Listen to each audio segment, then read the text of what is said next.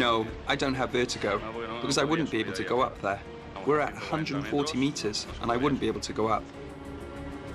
Just as high up as the top of the Great Pyramid of Giza, Jose settles into the crane cockpit and readies himself for action. José, ¿me escuchas? Puja'm una mica, jo.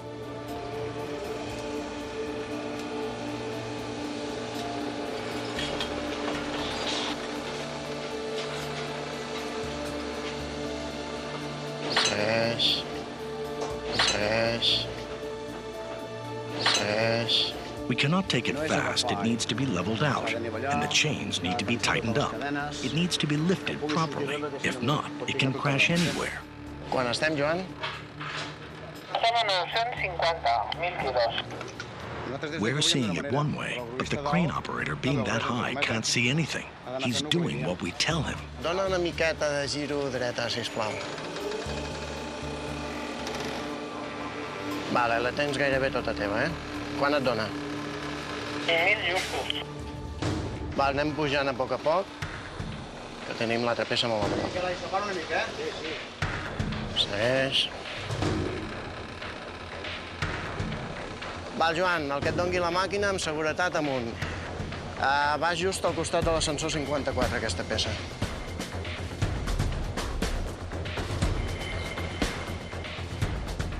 While Jose maneuvers the mechanized formwork into position, the crew preps for its installation. Clar, pensa que amb radi tenim 3 centímetres de promig de franquissa. Entre aquí i aquí. Aquesta, el 3 és més 3 o és menys 3? Ja, el problema és lateral. Finally, it's time for the moment of truth. This 3,000-kilogram piece of equipment is so bulky and has such an odd shape that Jose has no room for error. It's all about the coordination with the crane operators and with everything else so that the piece arrives safely. Vale, un protector aquí. We put these protectors on because this piece is very delicate, so we need to protect it with these covers. They're leather covers. David is very familiar with them because they're used a lot in climbing. They protect two things, the piece itself and the slings.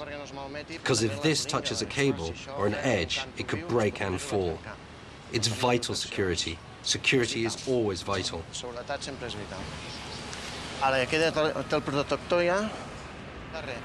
With the crane hooks and the protectors in place, the team can now separate the mechanized formwork from its transportation gear. Puja un pensament més, Joan, un toc. Puja una miqueta. Quiet. Vale. Fluixem aquests, Pep.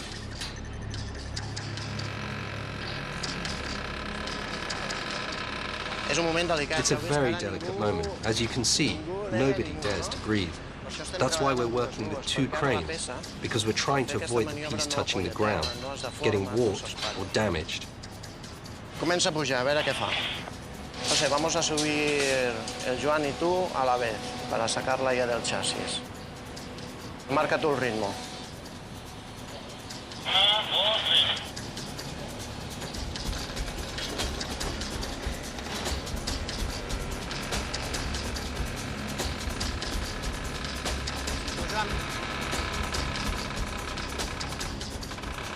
Vale, José, quieto.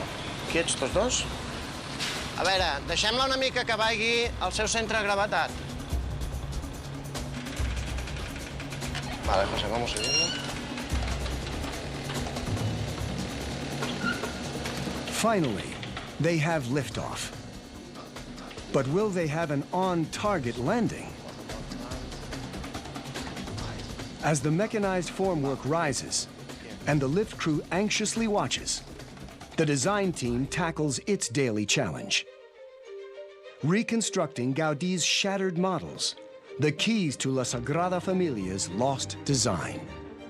What began as painstaking piecing together by hand has today evolved into cutting-edge digital architecture. Thanks to another disciple from a faraway land, New Zealander Mark Burry. When I was at university, Gaudi wasn't appreciated at all. This is at Cambridge in England. In fact, we were told to take no interest in him at all. He was too unique. But of course, that meant for me to find out more about him, because just when you saw pictures of his work, how could that be just something that was just a blip in the history of architecture? It had to be more to it. Ignoring his professors, Mark Burry headed to Barcelona, and La Sagrada Familia assigned him a seemingly impossible task. When I joined the project in 1979, there were 4 model makers who had the advantage of an apprenticeship from people who had actually worked with Gaudi. Their job was to restore the models. My job was to do the next iteration of the design. I certainly wasn't expecting to be looking at complex sets of geometries. And the 2 directors, they were able to explain to me what these geometries were, what I had to do with them, but not how to do it. Well, given that all the surviving material was based in his office on site and was burnt, I think most people would assume that that was a disaster that couldn't be fixed.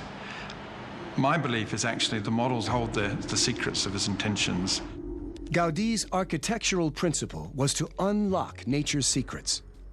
But to finish La Sagrada Familia, Mark needs to unlock Gaudi. I had all the resources available to actually investigate using architectural software. What I didn't expect was to find that architectural software was useless. In the spirit of Gaudi, the design team has had to think in radical ways. But now they have a new tool, computer software from the aerospace industry. It's allowing them to reverse engineer whole designs from mere fragments. We are the first architectural project in the world to use this approach. It's now all the rage, but we've been using it since 1992. That's 21 years ago. It's one of the reasons why we've been able to make such extraordinary progress. This project's a fascinating amalgam of a traditional technique and evolving technology.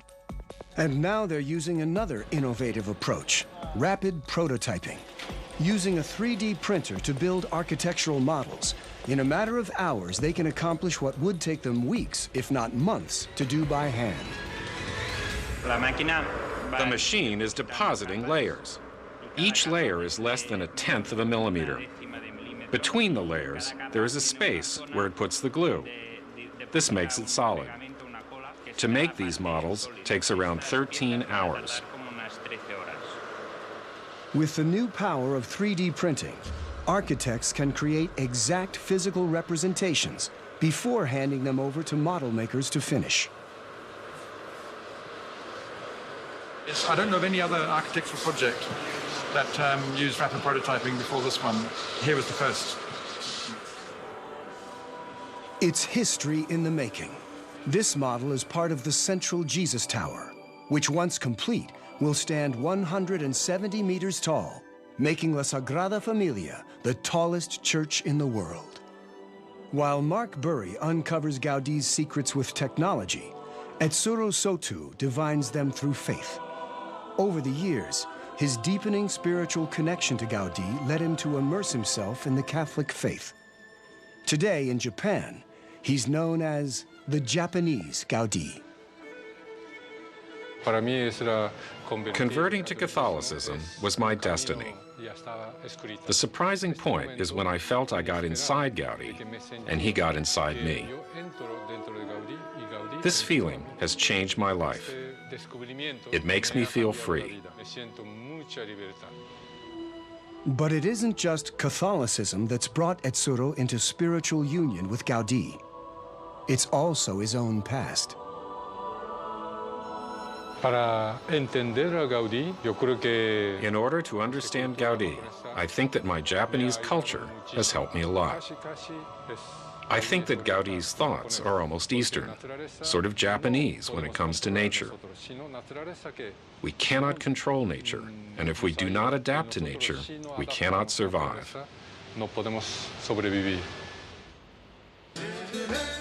At La Sagrada Familia, as in Gaudi's mind, deep devotion organically intertwines with bold innovation. While engineers drive software to do what's never been done, and construction teams invent new ways to build the impossible, craftsmen steeped in tradition are realizing the master's vision, chisel stroke by chisel stroke. Feliu Martin and his apprentice Alejandro Muelle Martinez are of a dying breed. They are two of only a handful of master stoneworkers remaining in Catalonia today. I come from a stonecutter family, from here, in Catalonia. My grandfather started with this job in the 1920s, and then my father, and now I'm the third generation. This is very complex work. Stonemasonry, the art of cutting, shaping, and arranging rock, is one of humanity's oldest crafts. For thousands of years, people have relied on this method to build magnificent monuments. Now, some of the stonework in Gaudi's Nativity facade must be restored, and only those possessing this ancient craft can do it properly. This is from the 1920s, so of course you have many years of pollution. We have made use of all these stones. This is very important. Instead of replacing stone, we always give preference to restoration. This is what Gaudí would have liked, I'm sure.